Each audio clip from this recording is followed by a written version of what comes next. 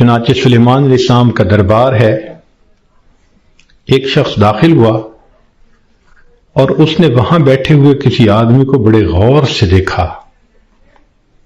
تو جس بندے کو غور سے دیکھا اس پہ بہت خوف طاری ہوا، وہ اٹھ کے سلیمان علیہ السلام کے پاس آیا، حضرت مجھ پہ بہت خوف ہے اس شخص کا جس نے مجھے غور سے دیکھا، آپ پلیز ہوا کو حکم دیں مجھے دور فلاں جزیرے کے اندر پہنچا دے۔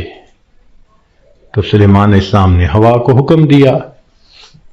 اتنے میں آپ نے اس بندے کو بلایا جس نے گھور کے دیکھا تھا، پوچھا کہ بھئی کون ہو؟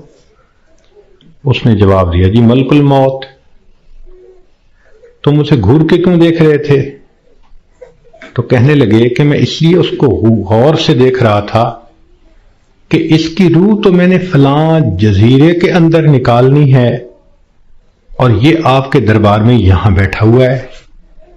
تو سلیمان علیہ السلام نے بتلایا کہ اس نے مجھ سے خود ریکویسٹ کی کہ مجھے فلاں جزیرے میں پہنچا دیں۔ ملک الموت نے کہا السلام علیکم، میں بھی اسی جزیرے میں جا رہا ہوں اس کی روح کو قبض کرنے کے لیے۔